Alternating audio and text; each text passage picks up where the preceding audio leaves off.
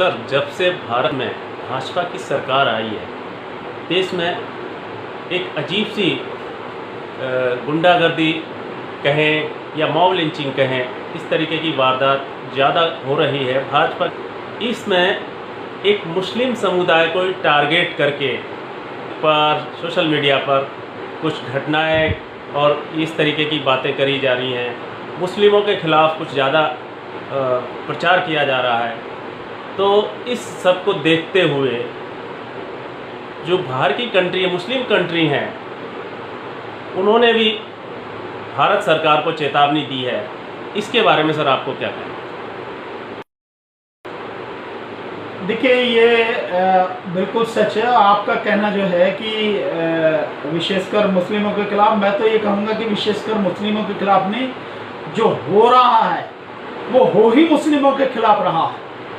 और मुस्लिमों के साथ साथ में जो दलित और पिछड़े हैं, आदिवासी हैं, विशेषकर दलित समाज, उसको भी लगातार टारगेट किया जा रहा है। पर मुस्लिम को पूरी तरह से टारगेट करके ये एक प्रचार किया जा रहा है। और इसमें जो है मीडिया जो यहाँ का है, जो गोदी मीडिया है, जो बिल्कुल अपना ईमान बिल्कुल बेच चुका है, जो ईमान बेचकर बेईमान हो चुका है, उसमें कई ऐसे हैं जिनका नाम लिया जा सकता है, जिन्होंने वाकई में बेशर्मी की सारी सीमाएं जो मतलब पार कर दिए हैं।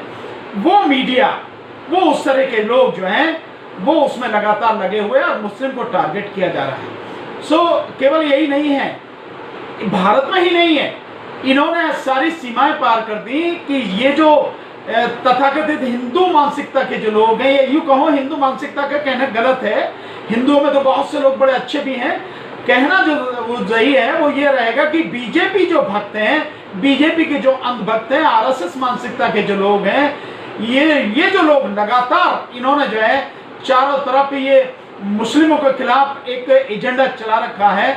और देश में नहीं, विदेशों में, जैसे अभी आप देखें कि इन्होंने संयुक्त अरब अमीरात में, यूएई में, सऊदी अरब में, कुवैत वगैरह में भी जिस तरह से ये कर रहे हैं, और उसमें एक विशेष नाम है सौरभ भारद्वाज, जो लगातार ट्वीट करके जो है वहां पे गवर्नमेंट के खिलाफ सारी चीजें कर रहा है, बदतमीजी कर रहा है। तो यहाँ तक कि जो यूएई की राजकुमारी हैं, उन्हें चेतावनी देनी पड़ी कि भाई हम भारतीय लोगों का सम्मान करते हैं, लेकिन इसका मतलब ये नहीं है कि आपकी गुंडागर्दी बर्दाश्त की जाएगी। आप इस देश में हैं, इस देश की यहाँ जो भी आप काम करते हैं वो फ्री में नहीं करते हैं आप काम, उसके लिए आपको पैसा दिया जाता है, इस देश से आप रोटी कमाते हैं। लेकिन अगर आप यहाँ पर किसी भी तरह की बदतमीजी करेंगे, गुंडागर्दी करेंगे, तो उसे बख्शा नहीं जाएगा। यही नहीं, लगातार उन देशों ने धमकी दी है कि अगर इस तरह की ये सारी बातें हुई जो मुस्लिमों के खिलाफ हो रही हैं, सो यहाँ पर इसमें जो अरब कंट्रीज में भारत के जो उत्पाद हैं, भारत का जो सामान है, उसका पूरी तरह से बायकॉट किया जाएगा। लेकिन दिक्कत ये है कि ये जो अंधभक्त हैं, बीजेपी के जो भक्त हैं, इन्हें बिल्कुल शर्म लिहाज नहीं है। और मैं तो ये कहूंगा कि अगर ये सब कुछ कर भी रहे हैं, तो ये सब कुछ यहाँ जो भारतीय जनता पार्टी के लीडर हैं, और आज की तारीख में लीडर तो सही मायने में दो ही रह गए, और तो कुछ है ही नहीं, या तो अमित शाह हैं या मोदी जी हैं, इन दोनों के अलावा तो कोई है नहीं। प्रधानमंत्री जी और गृह मंत्री जी, इन दोनों के अलावा कोई नहीं है। और ये सब कुछ अगर हो रहा है, और आपने कई बार देखा है कि जिस तरह की भाषा खुद प्रधानमंत्री जी की रही है कि कपड़ों से पहचान लिया जाता है, या गृह मंत्री जी की रही है जिस तरह की वो बातें करते हैं कि शाहीन बाग तक भी इसका जो करंट लगना चाहिए, तो ये सारी की सारी चीजें उन्हीं की हैं। और मैं ये कहूंगा कि अगर वो इसके ऊपर कोई कार्रवाई नहीं कर रहे हैं, उनको कोई चेतावनी नहीं दे रहे हैं, उनको अपनी पार्टी से नहीं निकाल रहे हैं, उनके खिलाफ कोई भी मुकदमा दर्ज नहीं करवा रहे, उनको जेलों में बंद नहीं करवा रहे, तो साफ है कि इसमें सब कुछ मोदी जी का और अमित शाह जी का हाथ है। वो इसको श्रेय दे रहे हैं, वो इसको पूरी तरह से संरक्षण दे रहे हैं, और उनके नेतृत्व में सारा सब कुछ हो रहा है। और यहाँ तक यही नहीं है, मतलब मीडिया ने जिस तरह से बदतमीजी की है, आप देख रहे हैं हर चीज में। एक अभी घटना हुई है मॉब लिंचिंग का, जो आपने बात की, मॉब लिंचिंग इन्हीं की सब सारी करतूत हैं। इससे पहले कोई मॉब लिंचिंग का मामला इस देश में नहीं दिखा, मॉब लिंचिंग इन्हीं के सामने शुरू हुई है। इन्होंने अखलाक से लेके और फिर जो पहलू खान है, जुनैद है, अलवर में जो घटनाएं हुई, मतलब एक नहीं चाहे हापुड़ में, काशी में कितनी ही घटनाएं हुई, और उसी घटना का परिणाम है कि पालघर में पिछले हफ्ते 2 साधुओं को और उनकी गाड़ी का एक ड्राइवर, उन तीनों को मार दिया गया। और मारा भी उस जगह गया, आप देखें, बड़े मजे की बात है कि मारा जो गया है पालघर से 110 किलोमीटर दूर वो मारा गया है। और वो वहां पर जो इलाका है, वो जो गांव है, उस गांव की सरपंच, वो बीजेपी की सरपंच है। उस इलाके का जो एमएलए है वो बीजेपी का एमएलए है, सांसद वहां पे, मतलब वो सारा इलाका पिछले 10 साल से बीजेपी का गढ़ है, वो रहा है, और वहां पे मारा गया। और जिन लोगों को अरेस्ट किया गया है वो मैक्सिमम लोग, 101 लोगों को अरेस्ट किया गया है, जो गृह मंत्रालय और महाराष्ट्र सरकार की रिपोर्ट है उसके हिसाब से, उसमें सारे के सारे वो बीजेपी के लोग हैं। और इस सबको भी एक सांप्रदायिक रंग देने की कोशिश की जा रही है। कई लोग तो इस जमातियों की बात कर रहे हैं। ये जो लगातार है, ये घृणा, ये नफरत जो फैलाई जा रही है मुस्लिमों के खिलाफ, ये बिल्कुल ठीक नहीं है। और मैं समझता हूं इसके लिए जिम्मेदार, सीधे सीधे जिम्मेदार मेरी तरफ से मैं मानता हूं कि अगर आप रोक नहीं रहे, कंट्रोल नहीं कर रहे, तो आप उसको प्रशिक्षण दे रहे हैं, तो इसके लिए जिम्मेदार प्रधानमंत्री जी और गृह मंत्री जी हैं। अन्यथा ये सब कुछ नहीं होता, ये सब कुछ नहीं चलता। विदेशों में भी जो थू-थू हो रही है, जो अरब कंट्रीज में लगातार थू-थू हो रही है, जो हमारे जो देश की बेइज्जती हो रही है, देश का सम्मान लगातार घटता चला जा रहा है। और यूएई वगैरह, सऊदी अरब वगैरह, ये ऐसे देश हैं, अरब कंट्रीज ऐसे हैं जहां से मैक्सिमम हमारा जो क्रूड ऑयल है वो आता है। अगर ये सारी की सारी चीजें वो भी प्रतिक्रिया करने लगे, वो भी इस तरह के काम करने लगे, तो मैं समझता हूं अगर अपने कानून के हिसाब काम करेंगे तो इनमें से शायद ही कोई जिंदा रहेगा। ये जिस तरह के लोग ये बात कर रहे हैं, नफरत फैला रहे हैं, अरे यहाँ तो फैला रही हो तुम, विदेशों में भी नफरत फैला रहे हो, अरब कंट्रीज में भी नफरत फैला रहे हो, कम से कम कुछ तो शर्म करनी चाहिए। लेकिन सारी सीमाएं इन लोगों ने पार कर दी। जो बीजेपी के कुछ मंत्री ऐसे हैं जो मॉब लिंचिंग करते हैं, जो गरीबों को मारते हैं या मुस्लिम्स को मारते हैं, तो बीजेपी के कुछ सांसद ऐसे हैं, मंत्री ऐसे हैं जो उनको मालाएं पहनाते हैं, उनका स्वागत करते हैं, तो ये क्या उनको बढ़ावा दे रहे हैं? नहीं, निश्चित रूप से, निश्चित। जयंत सिन्हा जो है, जो बीजेपी के मंत्री रहे, जो मॉब लिंचिंग हुई उसमें जाके उन्होंने माला पहनाई, तो ये क्या है मतलब? ये सीधा सीधा मतलब ये है कि आपको जो करना है आप करे रहो, हम तुम्हारे साथ में खड़े, हम तुम्हारा सम्मान करेंगे।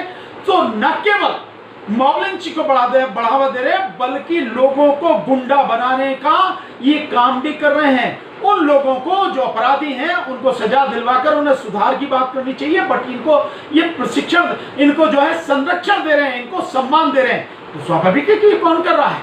ये निश्चित रूप से कर रहे हैं। अब लगातार आप देखिए कि किस तरह से एक प्रोपेगेंडा चलाया जा रहा है। लगातार आप देखिए इंडिया टुडे वाले ने किस तरह से जो है मतलब प्रोपेगेंडा चलाया, किस तरह से जो उन्होंने जमात वालों की जो है वो एक स्टिंग ऑपरेशन करने की बात कही, और उसके बाद में जब दिल्ली गवर्नमेंट, दिल्ली पुलिस ने उसका जो पर्दाफाश किया कि वो जो स्टिंग ऑपरेशन है बिल्कुल झूठा है जमातियों के ऊपर। एक आपने वीडियो देखा होगा जिसमें कहा गया कि कर्नाटक में 3 लोगों ने पुलिस के ऊपर थूका, 3 मुस्लिमों ने, और जब उसकी इन्वेस्टिगेशन की गई तो पता लगी तीनों के तीनों हिंदू। ऐसे ही नहीं, जो उत्तर प्रदेश में कौशाम्बी में 11 एक इंफॉर्मेशन दी गई कि भाई 11 लोग हैं जमात से जुड़े हुए हैं, तबलीग जमात से, और वो लोग हैं कोरोना फैलाने। सो उनकी जब उनको गिरफ्तार किया गया, पुलिस ने जो इन्वेस्टिगेशन की तो पता लगा कि 11 के 11 हिंदू हैं। फिर उसने जिस व्यक्ति ने सूचना दी थी उसके खिलाफ कार्रवाई की गई। इसी तरह से लगातार आप देखेंगे कि यहाँ पे जो नोएडा में भी जो इस तरह की बात की गई, और ये जो रिपब्लिक टीवी वगैरह, इन सारों ने जिस तरह से वो कर रखा है, रिपब्लिक टीवी हो, चाहे ये आपका जो है जिसमें अमित देवगन है ये है, और चाहे आपका जो दीपक चौरसिया है ये है, चाहे रजत शर्मा है, जिस तरह से झूठी खबरें लगातार ये फैला रहे हैं और प्रोपेगेंडा करके चला रहे हैं। कोरोना के उसमें हमें कोरोना से लड़ना है, देश को बचाना है, गरीबों तक खाना पहुंचाना है, वो ना करके एक मुस्लिम को टारगेट कर लगातार कर रहे हैं। तो ये इस मीडिया वाले इस तरीके से गलत खबर चलाते हैं, तो इनके खिलाफ कोई कार्रवाई हो? क्यों इतना खुल के गलत खबर चलाते हैं? देखिए बहुत सिंपल, पूरी मशीनरी इनके साथ है क्या, इनके संरक्षण में? नहीं, बहुत सीधा सीधा सा है कि सैया भाई कोतवाल, तो फिर डर का आएगा जब सरकार ही उनकी है और सरकार ने पूरा संरक्षण दे रखा है, वो सरकार के प्रवक्ता के रूप में काम कर रहे हैं। तो मैं ये कहूंगा कि मीडिया नहीं, बल्कि वो तो बीजेपी है। मीडिया का नाम खत्म कर देना चाहिए। जो ये मीडिया इशारा कर रहा है ये तो पूरा बीजेपी हो गया, आरएसएस हो गया, और ये बीजेपी और आरएसएस का एजेंडा ही लगातार चला रहे हैं। और जब करने वाले वो हैं, कराने वाले वो हैं, तो क्या एफआईआर होगी?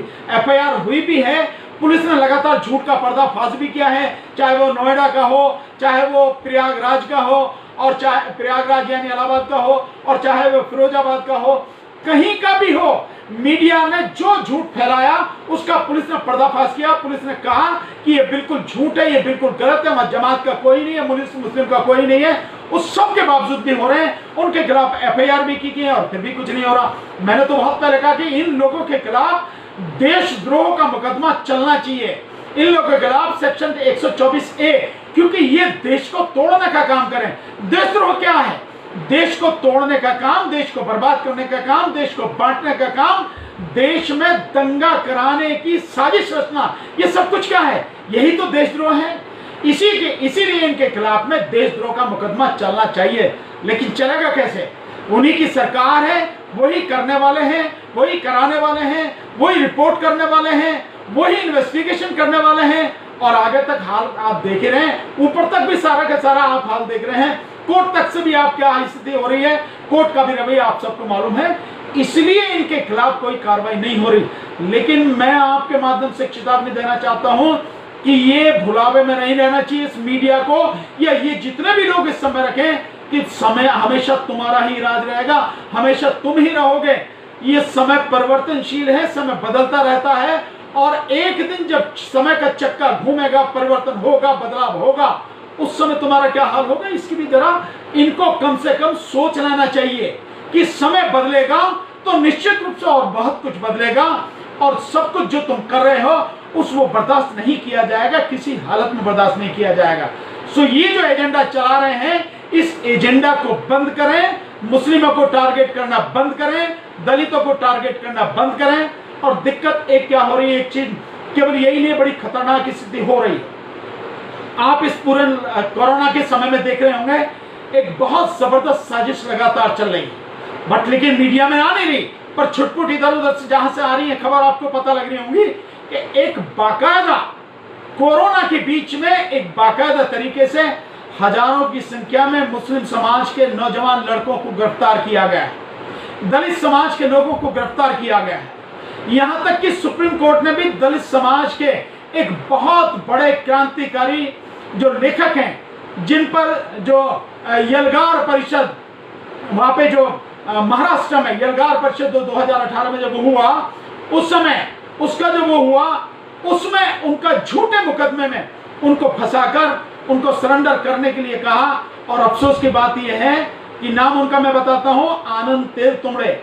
आनंद तेल तुमड़े इतने बड़े साहित्यकार, इतने बड़े क्रांतिकारी लेखक हैं, जो अहमदाबाद आईएमए से जो इंस्टीट्यूट है, मैनेजमेंट का इंस्टीट्यूट है, इंडियन इंस्टीट्यूट ऑफ मैनेजमेंट जो है आईआईएम से, जिन्होंने जो मैनेजमेंट की डिग्री ली है, उसके बाद में उन्होंने न केवल आईआईटी कानपुर, वो आईएमए कानपुर में, आईआईएम कानपुर में पढ़ाया, खड़गपुर में पढ़ाया, और इस समय पुणे मैनेजमेंट यूनिवर्सिटी में पढ़ा रहे थे।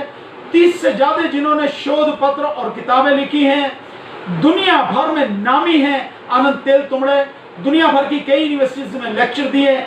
उनको सरेंडर करने के लिए सुप्रीम कोर्ट ने पहले इंटरिम बेल दे रखी थी, उसके बाद में उनकी इंटरिम बेल खत्म कर दी और 14 अप्रैल तक सरेंडर करने के लिए कहा, और उन्हें 14 तारीख को सरेंडर करना पड़ा। बाबा साहब के परिवार के वो हैं, प्रकाश अंबेडकर जी के बहनोई हैं। सो यहां तक मतलब आप समझ लीजिए कि इस नीचता तक ये पहुंच चुके हैं, ये हाल हो चुका है कि बाबा साहब के परिवार के व्यक्ति को भी नहीं बख्शा जा रहा। और उसी दिन गौतम नौलखा, जो भी बड़े अच्छे क्रांतिकारी लेखक के साहित्यकार हैं, उनको भी सरेंडर करना पड़ा। ये स्थिति है। तो दलितों के प्रति, मुस्लिमों के प्रति इस कोरोना के समय में बड़ा जबरदस्त एजेंडा चलाया जा रहा है। सरकार गरीबों तक खाना पहुंचाने की बात कर रही है, लेकिन कहीं नहीं पहुंचाया जा रहा। कितने ही न्यूज आप देख रहे होंगे लगातार आ रहे हैं, भूखे मर रहे हैं लोग, हॉस्पिटल्स में जाने के लिए उन्हें कोई टेस्ट करने को तैयार नहीं है। आपने देखा होगा, एक कल मैं एक वीडियो देख रहा था, उन्होंने उस पे एनडीटीवी इंडिया पर एक न्यूज जब रवीश कुमार जी का प्राइम टाइम चला था, उसमें उन्होंने, एक डॉक्टर साहब ने कहा कि मैं नाम नहीं बताऊंगा, स्टेट नहीं बताऊंगा, जगह नहीं बताऊंगा, लेकिन सरकार की तरफ से हमारे पास इंस्ट्रक्शन है कि किसी को भी खांसी और जुकाम हो उसको भर्ती नहीं करना है। मतलब ये हालत हो रही है। और इस सब के बीच में लगातार मुस्लिमों के प्रति, दलितों के प्रति एजेंडा चलाया जा रहा है, उनको गिरफ्तार किया जा रहा है, उनको मारा जा रहा है। ये हालत हो गई है। सो जो आपका कहना है वो बिल्कुल सही है और मैं समझता हूं कि इस पर रोक लगनी चाहिए। अगर रोक नहीं लगेगी तो बड़े इसके गंभीर परिणाम। आपने खाने की बात कही, एक वीडियो ऐसा भी आया था सोशल मीडिया पर कि बिहार में छोटे बच्चे मेंढक खा रहे हैं, उनको पास खाना नहीं है। नहीं, बिल्कुल आपने सही है कि वो वाकई में, तो अब आप इसी से अंदाजा लगा लीजिए कि बिहार में जो बच्चे हैं उनके लिए खाना नहीं है, उन्हें मेंढक खाने पड़े, तो क्या सरकार के वो सारे के सारे दावे झूठे नहीं हो जाते हैं? जिसमें सरकार कह रही है कि हम 80 करोड़ गरीबों को 5 किलो अनाज देंगे, 1 किलो दाल देंगे, पहुंचा रहे हैं हम, कहां पहुंचा रहे हैं? जब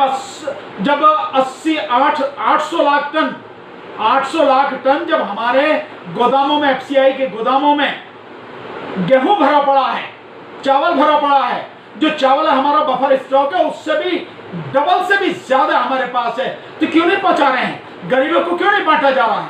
सीधे गरीबों को क्यों नहीं दिया जा रहा? जिसके पास राशन कार्ड नहीं है आप उसको नहीं दे रहे? अरे आप उसको आधार कार्ड देखिए, आधार कार्ड है, उसके आधार पर उसको दे दीजिए, छुट्टी कीजिए, कम से कम गरीबों की भूख मिटे। तो इस सब से आपको पता लग जाएगा कि सरकार केवल घोषणा कर रही है, सच कुछ और है।